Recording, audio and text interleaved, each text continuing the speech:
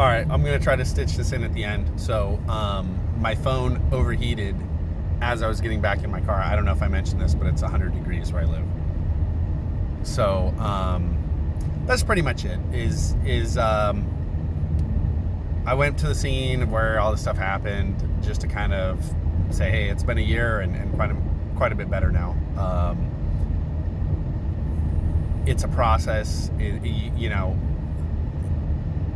The lights turn out and they're just out, but to turn back on is a dimmer, not a switch. And so that was a really tough pill to swallow. It has been a really hard year.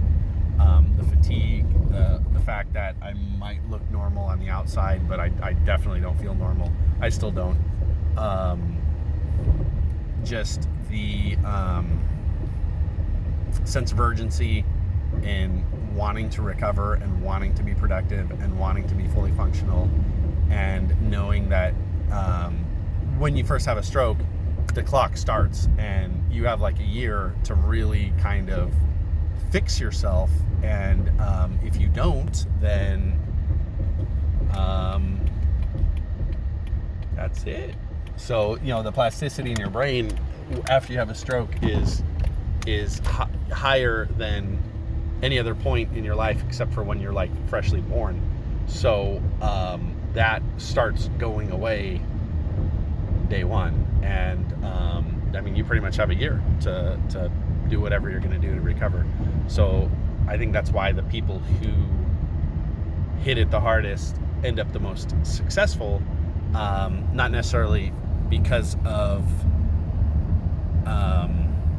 they have an extraordinary body or anything like that. It's the power of that mind to keep pushing yourself and elevating that standard to where you are where you want to be. And for me, I don't think that I'm ever going to necessarily just be happy where I am in life, from the standpoint of like I know everything I need to know and I'm as successful as I need to be and stuff like that, because it's a journey, it's a process, and you got to just keep pushing yourself. So having that mindset, I don't want to call it out and say it's better, but it's definitely productive and it has its merits. It also has its drawbacks, but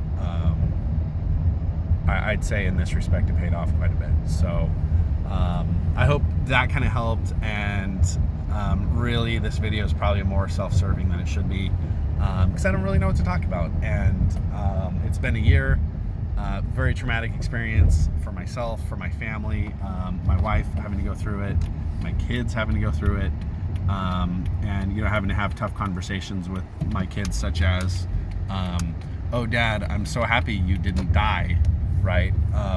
That's tough.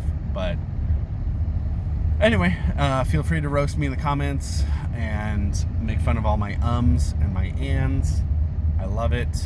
And feel free to ask any questions you may have.